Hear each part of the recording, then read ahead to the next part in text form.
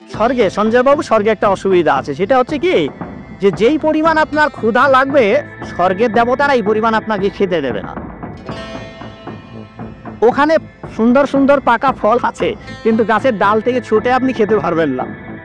ক্ষুধার ঠেলে আপনি জল খেতে যাবেন, ওই সরোবরে নদীতে যে স্রোতস্বিনী ধারা আছে ওই জল আপনি হাতে উঠে খেতে পারবেন না।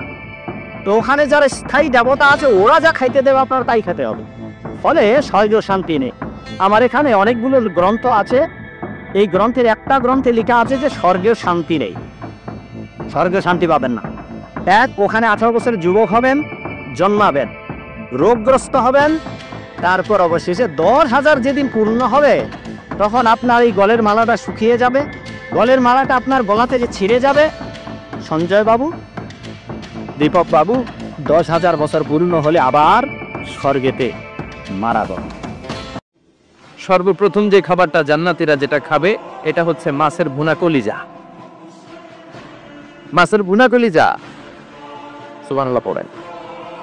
ফেরেশতারা ট্রের মধ্যে কোণে জান্নাতি বিশাল সমুদ্রের মাঝখান থেকে ধরে আনা বড় বড় মাছের কলিজাগুলোরে ভুনা করে করে ফ্রিজ আর ট্রেতে করে জান্নাতীদের সামনে এভাবে দাঁড়িয়ে থাকবে।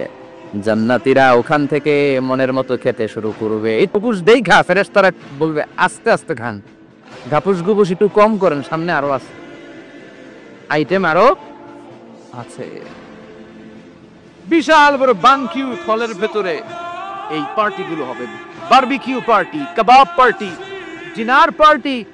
জান্নাতীরা প্রথমে খাওয়া শুরু করবে মাছের ভুনা কলিজা। এটা যখন ঘাপুস গুপুস শুরু করবে ফেরেশতারা বলবে আস্তে আস্তে আস্তে খান, সামনে আরো আছে।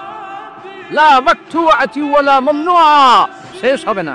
জান্নাতের যেই আপেলের ডাল থেকে আপনি আপেলটা ছেড়েছেন, টান মেরে ছেড়ার সাথে সাথে ওই ডালের মধ্যে নতুন করে আপেল হয়ে যাবে।